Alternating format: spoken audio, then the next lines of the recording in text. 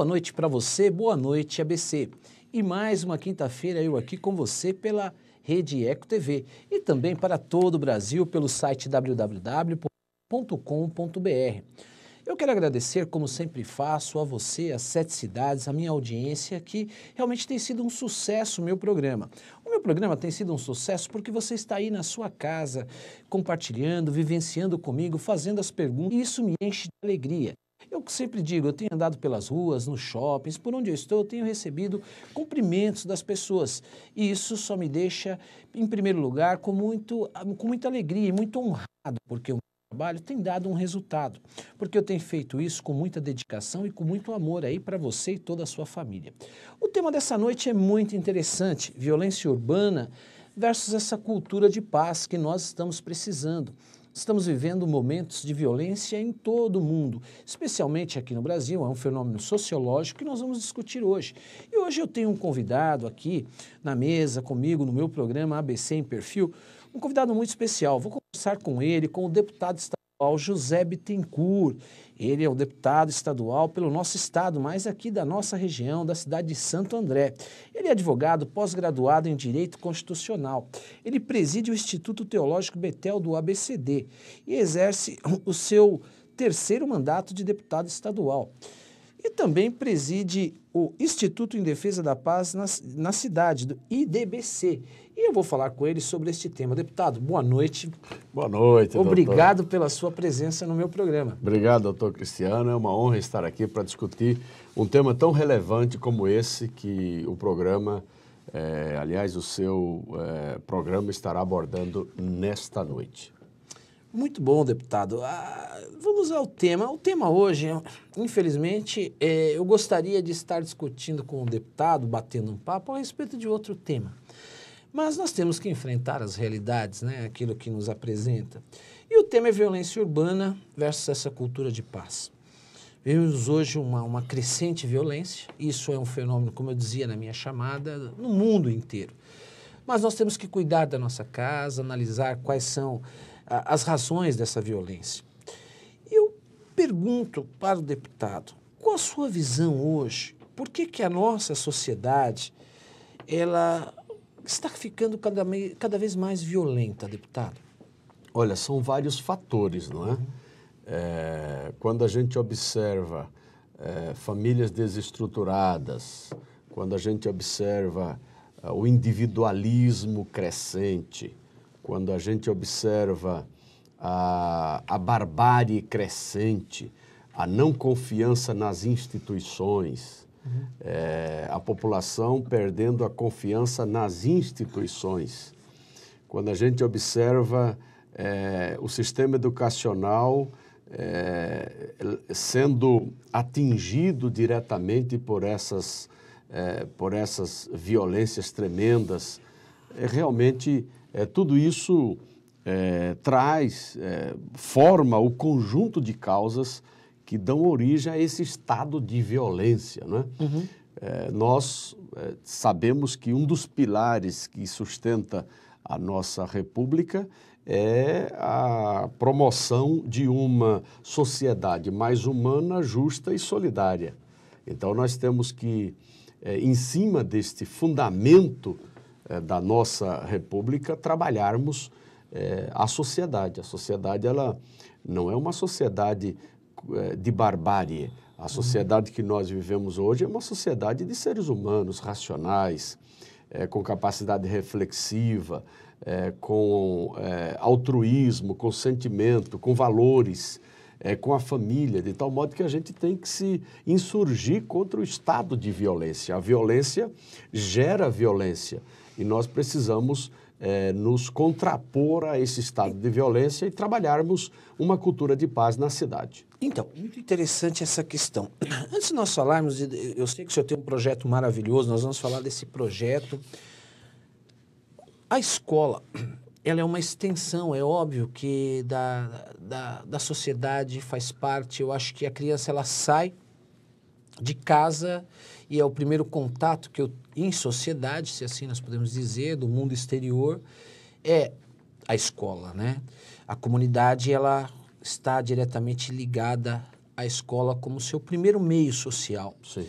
Nós temos uma pesquisa, são dados, que 44%, deputado, dos professores já sofreram algum tipo de violência. Isso é uma questão muito grave. Seja agressões físicas, seja o próprio bullying, seja o aspecto a violência moral. O que eu pergunto para o deputado é se a escola ela é a primeira extensão, né, que a comunidade está ali ligado direto, essa criança que está despontando para a sociedade. E quando nós verificamos isso, nós temos que retomar um aspecto que eu sei que o senhor conhece muito bem e trabalha nisso, inclusive na sua trajetória até como pastor. Sim.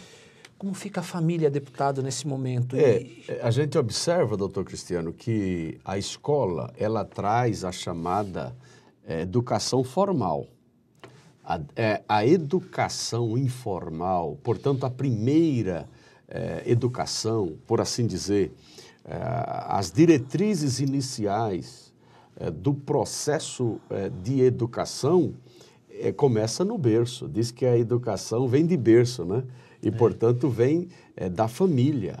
A família, ela precisa formar, não é? Não só informar, mas também formar, educar. Educar é treinar, educar, disciplinar a criança desde a mais tenra idade, estabelecer vetores, estabelecer limites. O que existe hoje é uma paternidade, quem sabe até, eu diria, não quero aqui atingir ninguém, Sim. mas uma paternidade um tanto quanto relaxada, sem estabelecer limites para os filhos.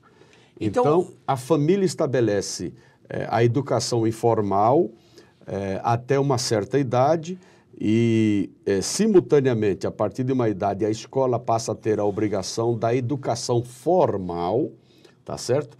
Mas jamais a família deve se ausentar desse processo educativo, né? Então, o que nós estamos vendo é a família transferindo para o Estado essa responsabilidade. Pois é, exatamente. Infelizmente, na Constituição, não só federal, mas também do nosso Estado, diz que educação é dever do Estado e da família.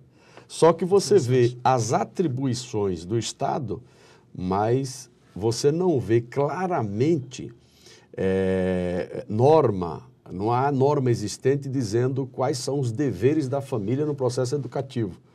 Você poderia, o telespectador poderia dizer o seguinte: sim, mas tem a associação de pais e mestres na escola que, de uma certa forma, acompanha indiretamente, não é? Não com aquela obrigação decorrente de norma, não é?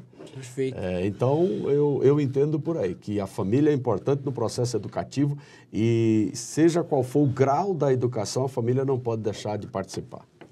É a máxima que a família é a célula máter, né, da sociedade, e essa célula, pelo jeito, ela está vindo degenerada, então. Porque nós sentimos exatamente isso. Você tem... E quando nós falamos isso, e o tema hoje é violência urbana.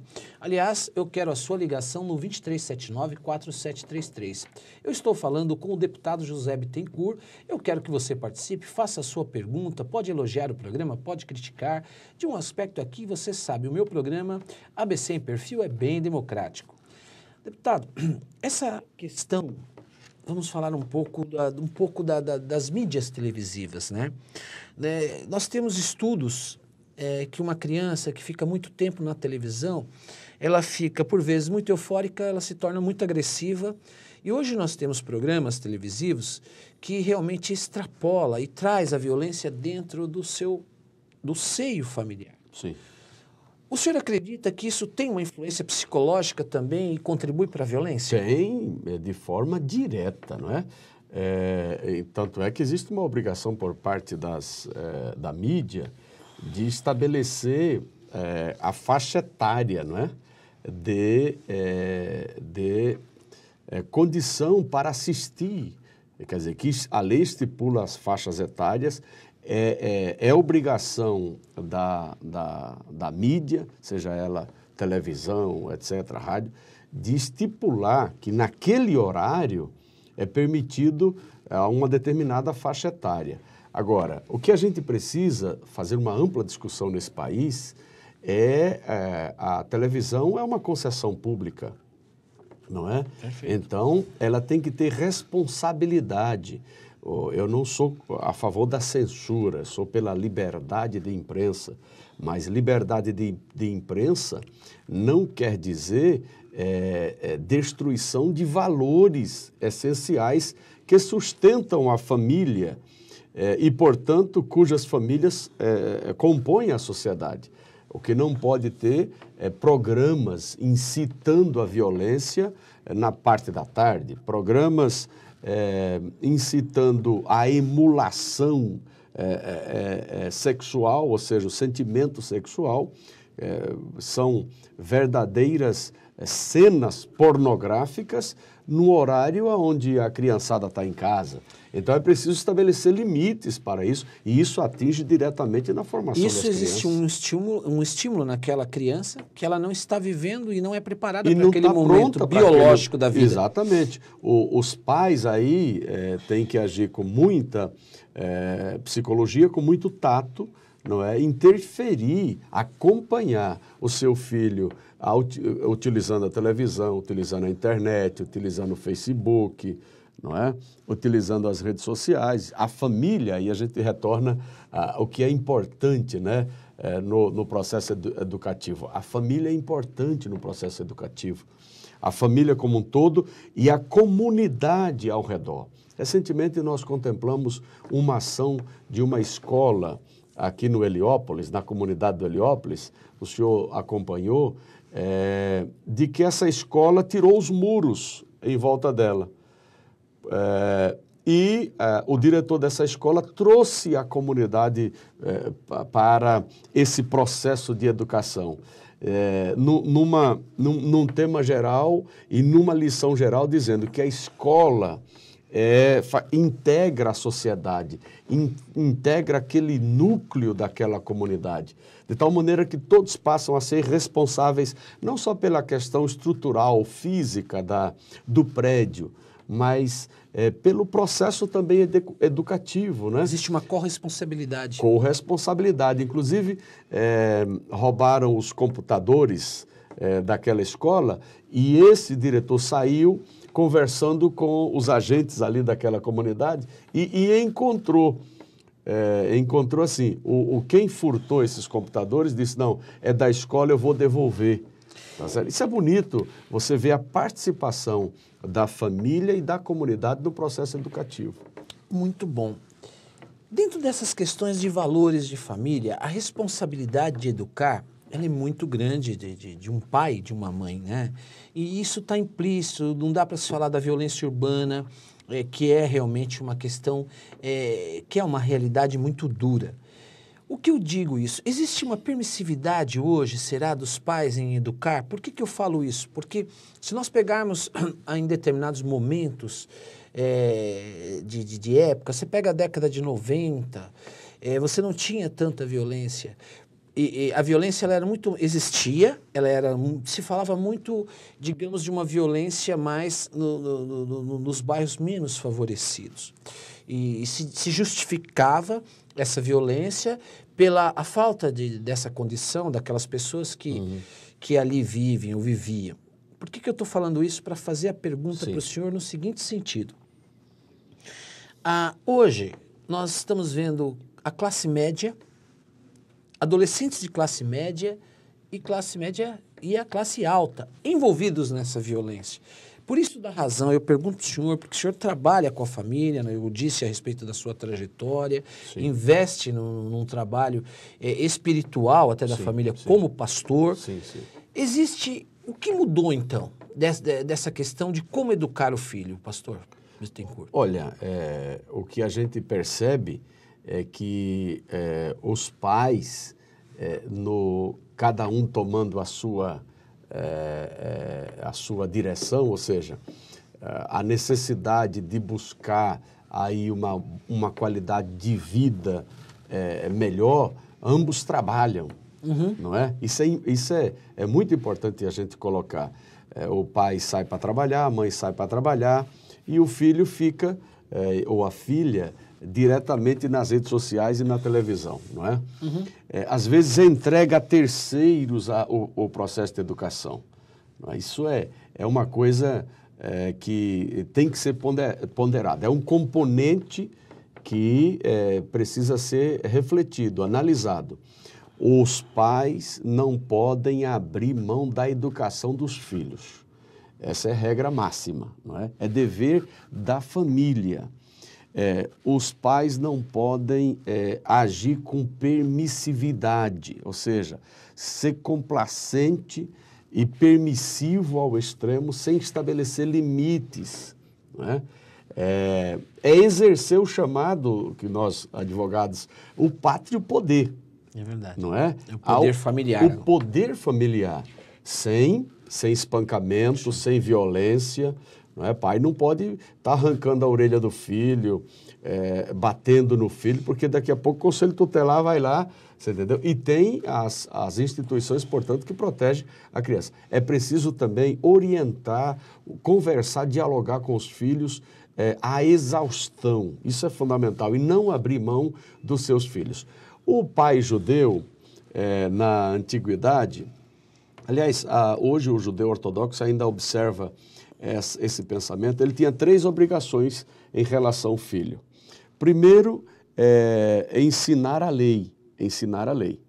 Quer dizer, o filho judeu tornava-se um bar mitzvah, ou seja, filho da lei, ao completar 12 anos. Portanto, ele era educado religiosamente. O segundo compromisso, ensinava uma profissão. Ensinava uma profissão.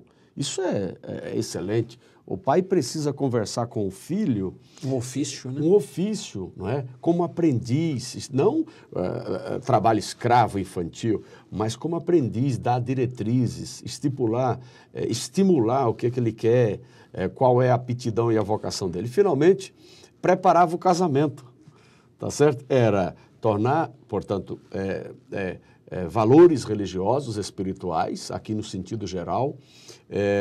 Princípio de autoridade. Né? Princípio de autoridade, quer dizer, tem responsabilidade. Então, é muito bom nós pensarmos nessas questões, doutor Luciano. Muito, muito bom mesmo, interessante. Eu estou conversando com o deputado pastor José Bittencourt. Eu quero a sua ligação no 2379-4733. Nós estamos falando hoje de um tema violência urbana versus cultura de paz. Nós estamos falando da violência. Daqui a pouco nós vamos falar um pouco da cultura de paz, esse projeto que o deputado tem a respeito dessa cultura de paz, um instituto que nasceu aí com a ajuda de todos aí a respeito desse projeto. Deputado, falando a respeito disso, o senhor é deputado estadual, o senhor não se tornou deputado estadual e depois pastor. O senhor já era pastor e depois se tornou deputado estadual e está deputado estadual. Por que eu pergunto isso? Daí que nasceu a sua preocupação relacionada a essa questão? Como que nasceu essa sua preocupação de fazer alguma coisa e enfrentar, junto com a sociedade, essa questão que é a violência que nós vivemos hoje? Fala um pouco a respeito desse projeto. Violência não se combate com violência. Nós temos hoje uma polícia investigativa, que é a chamada polícia judiciária, polícia civil, que tem que ter mesmo estrutura, tem que ter bons salários. Aliás, nós defendemos isso na Assembleia Legislativa de São Paulo há 3 mandatos. A PM, a Polícia Militar, ela age na repressão, não é? Ela age na prevenção e na repressão. Mas nós entendemos que a violência não depende só de uma polícia bem aparelhada, motivada, de um judiciário. Aliás, o judiciário é o último socorro do cidadão e da cidadã na questão da solução dos conflitos e dos litígios. Aliás, o judiciário, essencialmente, ele promove uma cultura de paz, porque ele concilia. Em todas as fases do processo, existe a possibilidade de composição. Por isso que eu defendo, na Assembleia também, defendemos um judiciário altivo, autônomo, um judiciário com condições de fazer, de dizer o direito a cada um e na promoção da cultura de paz, por assim dizer, na solução dos conflitos. Diante disso, de que violência não se combate com violência, violência se combate com mais educação, com mais escola, com mais oportunidades de emprego para essa meninada que vem vindo. Eu ouvi da doutora Berenice, participando de uma audiência pública, que era presidente da Fundação Casa, ainda é presidente da Fundação Casa, que cuida, portanto, de menores em conflito com a lei, não é? Quer dizer, que praticaram algum ato infracional, dizendo o seguinte, que tem comunidades carentes aí, infelizmente, que a única perspectiva de ascendência na questão, no tecido social, ascendência social, é o tráfico que propicia para essa meninada que vem vindo.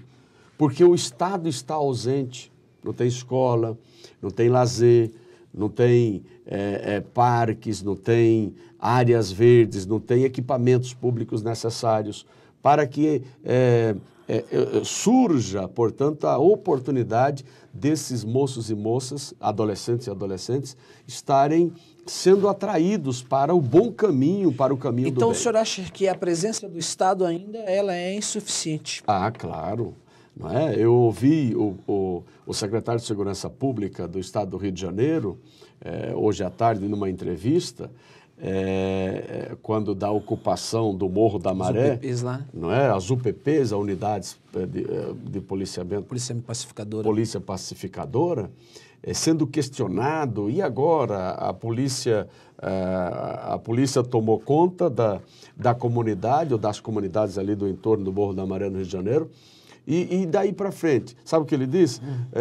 Chame aqui outros secretários, chame o secretário da Habitação, se vai ter mais habitação, chame o secretário de Saúde, se vai ter mais posto de saúde, chame e faça essa pergunta para os secretários de todos os níveis, se vai ter transporte, se vai ter escola.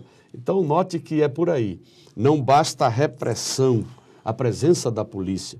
É preciso que o Estado chegue com os equipamentos mínimos para a chamada civilidade, não é? A boa civilidade, a cidadania, não é? E o cidadão que mora numa região carente, mas também aquele que mora naquela região que tem tudo que é equipamento, precisa entender que é pelo diálogo, pela promoção de uma cultura de paz que a gente consegue resolver os conflitos da sociedade, não é pela violência.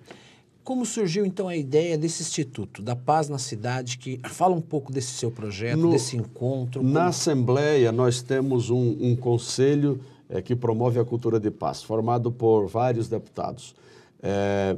Já participei de vários debates a respeito. Hoje nós temos um núcleo de estudos sobre a violência na USP, que a gente mantém uma certa interlocução. E inspirado também no Instituto Sou da Paz, que é uma ONG organizada a nível de Brasil, que promove, portanto, a cultura de paz.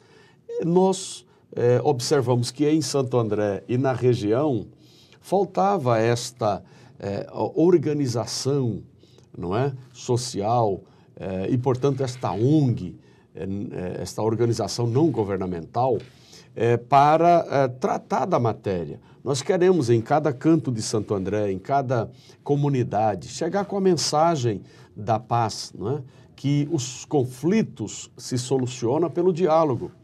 E quando não há concordância, existe até o chamado juízo arbitral, não é? Os conflitos podem ser resolvidos ali na comunidade pelo ancião, pelo mais velho. Isso é um princípio bíblico, né? É um princípio. Moisés fazia isso. É verdade, né? Ele tinha líderes, né? Ele tinha líderes. Maiorais. E ele fala, traga a mim só as grandes questões para julgar. Só as grandes questões. Maiorais de 500, maiorais de 100, etc. Por que nós não tem o agente hoje de saúde que bate na porta da pessoa? Por que nós não criarmos o promotor da paz? Aliás, eu quero fazer aqui uma declaração que o governo do estado de São Paulo, já fizemos indicações a pleitos, projetos foram rejeitados, desde a minha primeira legislatura. Nós estamos no terceiro mandato. Portanto, há 12 anos eu venho lutando para que o estado de São Paulo tenha a justiça de paz, que é uma previsão que está na Constituição Federal e na Constituição do Estado, mas, de fato, ela não foi regulamentada. Por exemplo, a Defensoria Pública. Nós lutamos, logo em 2003 que entramos na Assembleia, tinha um movimento de cerca de 400 entidades para a criação da Defensoria Pública. Somente em 2006, São Paulo foi o penúltimo estado da federação a criar a Defensoria Pública, que já existia... Lá no Rio Grande do Sul, né? A primeira, né? A primeira no Rio Grande do Sul. Então, veja, o estado de São Paulo está devendo isso para a população de São Paulo, a criação da Justiça de Paz, que age como... também conciliadores de conflitos e assim por diante. Deputado, o bate-papo está gostoso. Vou pedir um pequeno minuto para o senhor e nós vamos fazer um pequeno break. Okay. Você continua aí, não saia. O programa está muito interessante. O programa hoje é Violência Urbana versus essa cultura de paz. O que nós precisamos fazer? Vamos nos unir. Eu vou falar agora no segundo bloco exatamente sobre esse projeto, como caminha, como anda, bairro a bairro, como vai ser feito isso. Não saia daí. Obrigado, porque você não saiu daí comigo, da sua telinha de sua casa. Ligue para cá, 2379-4733. O tema hoje é violência urbana versus cultura de paz. Estou conversando com o deputado estadual José Bittencourt. Ele tem um projeto a respeito exatamente como promover esta paz de forma institucional. Vamos falar agora desse projeto, que é o Instituto de Defesa da Paz na Cidade, o IDBC. Como vai ser feito exatamente isso na prática e como funciona? Deputado, como funciona isso? Vai ter multiplicadores para fazer esse trabalho? Qual a essência? Nós sabemos que a essência é levar a paz, mas como levar essa paz? Sim. O Instituto em Defesa da Paz na cidade tem por objetivo promover a cultura de paz na cidade, através de campanhas, palestras em escolas, seminários, conferências em diversos pontos da cidade, caminhadas envolvendo todos os segmentos da sociedade. O que nós precisamos entender é que a promoção da cultura de paz numa cidade ou numa região trabalha na linha da prevenção. Nós não podemos ficar trabalhando em cima de fatos nefastos, violentos existentes, assassinatos, para depois sairmos às ruas e nos mobilizarmos por uma cultura de paz. Temos que fazer isso antes. Não protestar, mas levar essa cultura. Exatamente. Não é sair às ruas pedindo paz em forma de protesto.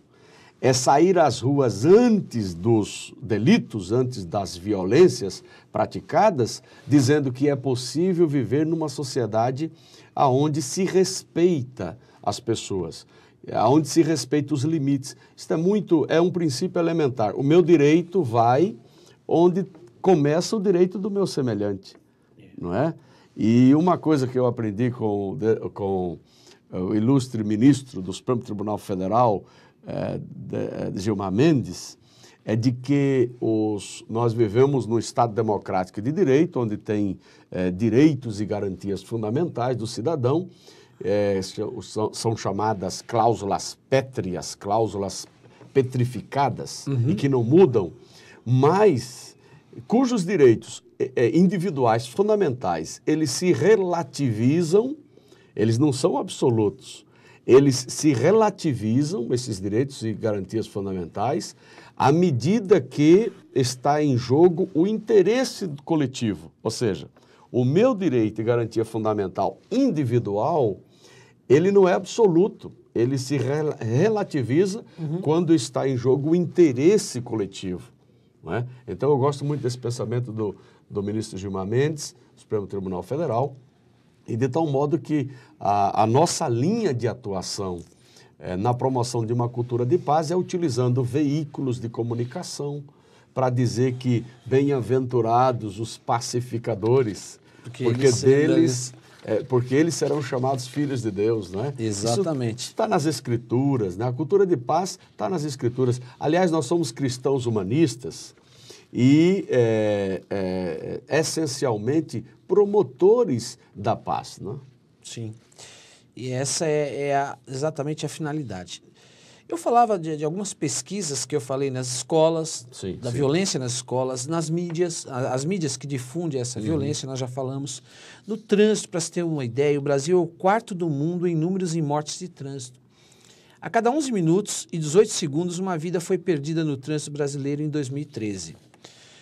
Nós temos no futebol, o Brasil é o país com mais mortes nos estádios de futebol no mundo, na frente da Argentina e da Itália. Por que isso? Porque é uma violência que está instalada.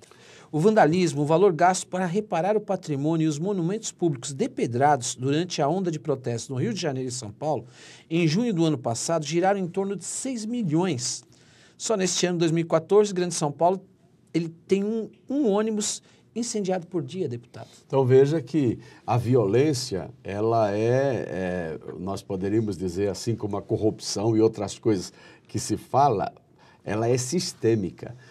Nós precisamos, na formação de agentes públicos, agentes políticos, funcionários públicos, por exemplo, nós não podemos admitir uma polícia que venha no combate ao crime praticar outro crime.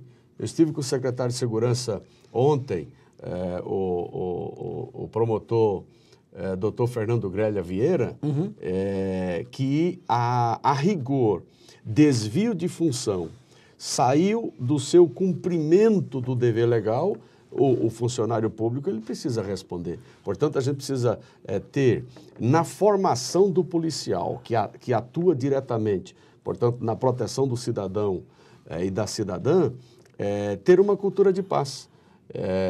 Respeitar os direitos do cidadão e da cidadã. O indivíduo, a pessoa, praticou um delito, foi abordado e, portanto, dominado, ele não pode receber violência, entendeu? Sim. Então, nós pugnamos por isso, nós pleiteamos isso a partir das instituições. Nós precisamos arrancar essa cultura de violência. O fato de eu torço por um time, o senhor torce por um outro time, se eu estiver na rua andando com a camisa do meu time de coração e de repente sofrer ameaças ou até mesmo perder a vida, como a gente tem visto aí, então é uma barbárie. A gente precisa combater essas ações violentas, porque nós estamos num estado onde nós lutamos por uma sociedade justa, humana e solidária. Muito bom. Nós temos aqui, deputado, uma outra coisa alarmante. Vou falar de 3 pontos, mas eu vou fazer referência que eu queria que o senhor comentasse a respeito de uma questão. Armas de fogo, por exemplo. Armas de fogo, o Brasil possui 15 milhões de armas de fogo em mãos privadas. 6 milhões e 800 registrados, 8 milhões e 500 não são registrados e cerca de 3 milhões de armas estão nas mãos de criminosos. Após 10 anos do Estatuto do Desarmamento, uma das legislações mais restritas do mundo, as mortes por armas de fogo aumentam no Brasil. Nos últimos 30 anos, cerca de 800 mil brasileiros morreram vítima de assassinato por arma de fogo. De cada 3 mortos por arma de fogo, 2 estão na faixa de 15 a 29 anos. Estes números superam o índice de país em conflito. Como o senhor vê exatamente, é o tema, é essa cultura de paz bíblico, um texto bíblico sagrado que o amor de muitos esfriaria. O senhor acha que está faltando amor? Falta Deus no coração das pessoas. E qual a importância de Deus na família? É essencial. Aliás, a família é criação de Deus, né? Nós somos criacionistas, nós não somos evolucionistas. Nós somos criacionistas, ou seja, Deus criou o homem à sua imagem e à semelhança. Ao criar o homem, ele disse, não é bom que o homem esteja só, falhei uma adjuntora. Ele criou a mulher. Então, a família, homem e mulher, e a prole, portanto, projeto divino, é instituição divina, que precisa ser preservada. Esses números que o senhor coloca aí são alarmantes. Hoje, morre-se mais gente, não é? Nos grandes centros urbanos de violência tremendas, em grandes cidades. Hoje nós temos cidades do Brasil que estão no topo da violência mundial. Poderia citar aqui algumas. Parece que países que estão em conflito permanente, em guerra, não é? Seja fronteiriça ou guerra interna, morre muito menos do que no Brasil. Então, alguma coisa está errada. Nós precisamos nos insurgir contra isso. Nós não queremos voltar ao período do bang-bang, não é? A lei de talião, olho por olho, dente por dente. Nós não queremos viver nesse faroeste. Essa questão das armas, doutor Cristiano, é uma questão muito mais abrangente. Armas entra as fronteiras, as largas e as distantes fronteiras do nosso país, não tem vigilância. Depois do Estatuto do Desarmamento, a coisa realmente trouxe um pouco mais de ação concreta do Estado no combate a essas armas ilegais, não é? Mas mesmo assim ainda falta muito para nós conseguirmos uma sociedade pacificada. Nós queremos uma sociedade pacificada com a presença do Estado, não é? Com os benefícios que o Estado traz. E a sociedade pode se requerer isso, que é direito da sociedade, requerer a presença do Estado, com escola, com posto de saúde, com local, com lazer, com equipamentos outros que possibilitem o exercício da cidadania. E dentro dessa questão, quando nós falamos da paz, dessa violência que existe, quando nós pegamos escolas, agressão a professores e assim sucessivamente, que não existe mais o respeito, e nós falávamos no início do programa, tudo se inicia na família. Quando nós pegamos um dado que eu queria até que o senhor comentasse, e isso é muito importante, a violência doméstica hoje é uma coisa seríssima. Nós temos a cada hora 8 mulheres são agredidas em São Paulo. 4 entre cada 10 mulheres brasileiras já foram vítimas de violência doméstica. O parceiro, o marido ou namorado é o responsável por 80% dos casos reportados. A cada 1h30, uma mulher morre vítima de um tipo de violência no Brasil. Essa questão da violência doméstica, ela está exatamente implícita a falta de respeito, de consideração ao ser humano. Sem dúvida. E isso é uma questão que voltamos à origem da família. São valores que estão sendo retirados ou não estão sendo depositados na alma humana por quem tem essa responsabilidade de fazê-lo, que são os pais? Sem dúvida. Nós reiteramos a importância da família no processo educativo. Agora, o que também acontece é essa cultura ainda machista, que ainda preserva-se em algumas pessoas, ou por que não dizer, numa boa parte das pessoas, de que a mulher é propriedade do homem, não é? Esse conceito de que mulher é propriedade do homem, isso já acabou há muito tempo. Não é? Aliás, esse é um conceito retrógrado, medieval, ultrapassado. Hoje, a partir de 88 para cá, não existe mais diferença em termos de direitos. A igualdade de direitos impera para o homem e para a mulher. É igualdade, é isonomia. O homem não pode entender que ele tem supremacia jurídica sobre a mulher. Ele pode ter uma espécie de ação de conquista, ou seja, quando as escrituras dizem que a mulher se sujeita ao seu próprio marido, como a igreja se sujeita ao Senhor, Cristo. Ali é no aspecto de conquista, ou seja, o homem dispensa amor à mulher, a mulher se sujeita. Porque o homem, quando ama a mulher, ela se sujeita. E o homem que ama a mulher, cuida, não bate. Exatamente. Não bate. Então, nós primamos por isso.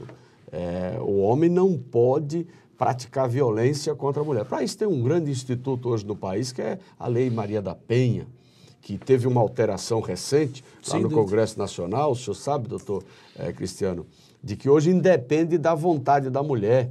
Quando chega a notícia do fato, quando é registrado, incondicionada a ação. É ação pública incondicionada. Antigamente dependia de representação. Exatamente. Não é? Da mulher, da agredida. Hoje não. Fez a ocorrência, o processo vai adiante, não é? Para apurar a responsabilidade e sentenciar a quem de direito. Né? Isso você sabe que foi uma grande conquista do nosso país, do Brasil, porque eu assisti uma notícia que no Líbano as mulheres estão conseguindo isso agora. Né? Que elas fazem movimentos nas ruas, estão fazendo movimento para realmente ter uma lei que as proteja. O Brasil está numa evolução, nós estamos ainda nessa questão de evolução, isso realmente a tendência é diminuir, a tendência é diminuir através das autoridades. Por que eu estou fazendo referência a uma realidade? Deputado, hoje o ABC, o senhor sabe até melhor que eu, o número de moradores da população aqui é muito grande. O governador uma vez esteve aqui, ele falou que o grande ABC é a esquina do Brasil, verdade, né? Nós precisamos, e está mais que na hora, e até de um juizado especial das mulheres vítimas de violência doméstica, né? Nós hoje só temos na Barra Funda isso. Então, é uma questão muito importante. Como o senhor vê isso, deputado? Olha, eu acho fundamental. Aliás, vamos tocar para frente essa ideia, não é? O senhor que preside uma grande associação aqui dos advogados do Grande ABC, histórica, muito antiga, não é? Associação dos Advogados do Grande ABC, pode formalizar isso e nós levarmos como sugestão ao presidente do Tribunal de Justiça de São Paulo, doutor José Renato Nalini, não é? E trabalharmos em cima de criação de varas especializadas, ou varas especializadas para tratar dessa questão da família, ou melhor, da violência contra a mulher aqui no ABC. Isso é muito importante. Aliás, deputado, eu quero até fazer nesse momento aqui de forma pública a Associação dos Advogados do Grande ABC estará através de sua diretoria e eu, neste momento, como presidente, estaremos fazendo um grande simpósio da mulher em maio. Muito bem. Então, vai ser um grande momento e a sua presença será muito importante. Vamos convidá-lo para o senhor estar lá. Vamos à participação aqui agora. Sim. Dos telespectadores. Elza Campos, da cidade de Diadema. Elza, um grande abraço para você e toda a sua família. Obrigado. Diadema sempre comigo.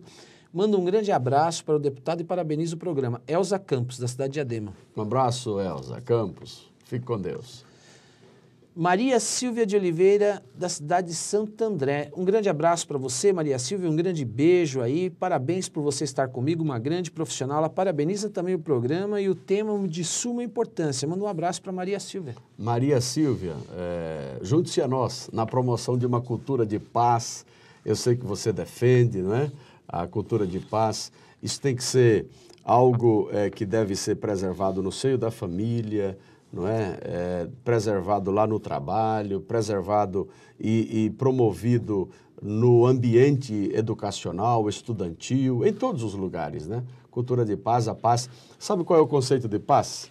Qual? Paz não é só estado de espírito, tranquilidade de alma, mas tem uma expressão no grego, chama-se eirene, não é? A palavra paz no grego é eirene.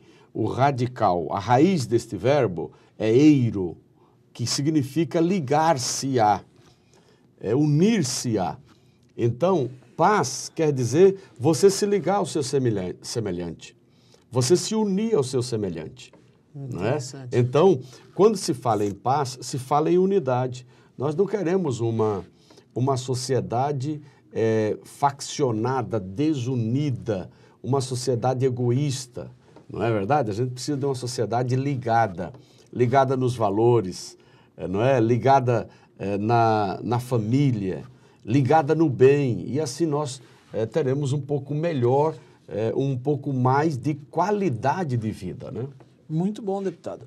A Yara Aparecida da Silva, ela é aqui da cidade de Santo André. Yara, um grande abraço para você, minha amiga. Obrigado por você estar aí com toda a sua família, me assistindo o programa aqui, ABC em Perfil. Ela pergunta, deputado, quem está impedindo o plano de paz em São Paulo e por quê? É a pergunta que ela faz para o senhor. Pois é. Yara. Yara, olha, eu tenho os projetos, eu posso te mandar. Na primeira legislatura fiz a propositura, na segunda também, na terceira, e sempre rejeitado, porque a iniciativa é do Poder Judiciário, mas encaminhado pelo Legislativo. O Judiciário faz o projeto, encaminha, melhor dizendo, para o Executivo, e o Executivo, numa mensagem, manda para o Legislativo deliberar. O que falta é isso, vontade política, tá certo? Nós já indicamos, eu tenho uma indicação que fizemos ao Judiciário de São Paulo para que elabore o projeto, e temos um compromisso de que esse projeto tem que ser está sendo elaborado para depois encaminhar em forma de mensagem para os deputados deliberarem lá na casa. Falta justiça de paz em São Paulo. Não é culpa dos deputados, é culpa do Poder Judiciário que não encaminha o projeto com o respaldo do governo do Estado, para nós deliberarmos. Isso vai trazer despesa, vai aumentar a folha de pessoal, precisa de orçamento. Está na Constituição, os constituintes originários em 88 e o constituinte originário, quer dizer, aqueles que detinham a vontade soberana, a vontade popular, porque o poder emana do povo, pelo povo e para o povo. Naquela constituinte que nós votamos, sim, os nossos representantes, eles colocaram lá como vontade soberana da população de ter justiça de paz no país. E até hoje, desde 88 para cá, até hoje não tem, por falta justamente desta ação, desta vontade política do Judiciário preparar o projeto, o Executivo concordar, e nós, deputados, vamos deliberar. Se chegar na casa, nós vamos fazer um grande movimento para aprovar. Muito vai onerar a folha de pagamento? Vai, mas a Defensoria não tinha. Então, encontrou-se aí recursos orçamentários para ter assessoria, a Defensoria. Hoje nós temos cerca de 500, 600 defensores do Estado, está pouco. A necessidade é muito mais e quem entende sabe do que eu estou falando, né? Muito bom. Aliás, nós temos é muito comum, né? O senhor conhece muito bem o juiz de paz, né? Uma expressão interessante que ele realiza os casamentos no cartório. Uhum. E isso realmente deveria ser uma tônica para todas as questões, claro, também. Esse juiz de paz, ele já exerce hoje, mas como delegado, como ocupação delegada, por assim dizer, né? Isso. Lhe é outorgado esse título. De juiz de paz, mas é interessante. De juiz de paz. Mas a justiça de paz com acesso através de concurso público. Isso seria maravilhoso. E com atribuições definidas na própria lei, além de celebrar casamento, promover conciliação e assim por diante, não é? Nos seus territórios e tal. Então, é algo que é importante para a pacificação da sociedade e nós estamos lutando e batalhando para que isso ocorra no Estado de São Paulo. Deputado, o senhor incluiu no texto desse projeto o texto bíblico da seguinte forma, no convite para o lançamento desse Instituto de Defesa da Paz na cidade. Procurai a paz na cidade e orai por ela ao Senhor. Qual o significado disso? O significado, o próprio texto já diz, procurai a paz, né? Nós somos agentes pacificadores, não é? E nós precisamos promulgar essa cultura de paz na cidade. Procurai a paz na cidade. Isso quer dizer o seguinte, onde existir uma situação de conflito, nós precisamos estar presentes. Quer dizer, eu digo novidade, não é? Com a perspectiva de solução de conflitos. Antes nós tínhamos o JIC, né? O JIC. Isso, mas isso é o texto de Jeremias, profeta Jeremias. 29:7, não é? E, salvo engano, quando aquele momento histórico estava numa situação terrível. Terrível, né? De invasão das forças externas, né? As forças babilônicas, né? E uma coisa Nabucodonosor, também... né? Nabucodonosor. Você está falando de escritura, eu me lembrei de um pensamento. Qual foi a primeira mensagem do Cristo quando ressuscitou e apresentou-se aos seus discípulos? Eu vos dou a paz. Ele diz, paz seja convosco. Exato, né? A paz seja convosco. A primeira expressão do Cristo ressuscitado foi paz. Paz seja convosco. Não é? Isso é algo... a paz é um bem moral e um bem espiritual. E um bem cultural. Eu diria assim na ordem, bem cultural, bem moral e bem espiritual. paz é um bem cultural. Se você estiver aí dizendo, eu não aceito nenhuma religião, mas tem que aceitar um bem cultural. E a paz é necessária como o ar que nós respiramos, né? Sem dúvida. Ela vai fazer parte, tem que fazer parte, porque ela se mistura exatamente com o ar, vai ser a essência da nossa vida. Sem dúvida. Deputado, um bate-papo gostoso, nós temos só Obrigado. 5 minutos para terminar o programa, muito bom programa, interessante. Eu queria que o senhor falasse, antes de fazer as considerações finais, Sim. eu queria que o senhor falasse de uma questão muito interessante. O senhor presidiu as CPIs das Santa Casas de erro médico, né? Sim, sim. E fala um pouco a respeito disso, de uma forma breve, o senhor vai ter outra oportunidade, mas... Olha, ao longo desses 3 mandatos, nós presidimos 4 CPIs. A CPI das Santas Casas e Hospitais Filantrópicos para apurar a situação econômico-financeira dos hospitais aqui no estado de São Paulo. E tivemos um diagnóstico tremendo, ações. Segundo, a CPI do erro médico, não é? Nós apuramos que aqui no estado de São Paulo tinha clínicas que simulavam tratamento para pacientes. Isso é um absurdo. Nesta CPI, nós convencemos o governador Serra a importar, e aqui eu quero parabenizar o ex-governador Serra, importar equipamentos do exterior na área de radioterapia, que naquela oportunidade era muito carente no estado, a abrir mão do ICMS. Então, reduzimos o ICMS para possibilitar a importação, não é? Muito bom. E a mais recente, a CPI que apura as causas do desaparecimento de pessoas aqui no estado de São Paulo. Eu tenho um relatório já pronto, posso, no momento oportuno, retornar aqui para a gente falar só sobre pessoas desaparecidas no estado. Deputado, eu queria suas considerações finais, antes de estar encerrando o programa. Muito obrigado, doutor Cristiano. Nós começamos cumprimentando, eu quero terminar cumprimentando, não é? Que a paz do eterno repouse sobre você. E eu queria trazer aqui uma bênção araônica. Por favor. Não é? Para os nossos telespectadores, diz assim: o Senhor te abençoe e te guarde. O Senhor faça resplandecer o seu rosto sobre ti e tenha misericórdia de ti. O Senhor sobre ti levante o seu rosto e te dê a paz. É uma bênção araônica que está lá no livro de Números, no Pentateuco, número 6, 24 a 26. Amém. Pastor, obrigado pela sua presença. Obrigado. Vai retornar aqui no nosso programa. Obrigado, amigo. Eu quero agradecer, é um programa gostoso, como sempre, você que esteve comigo nesse programa.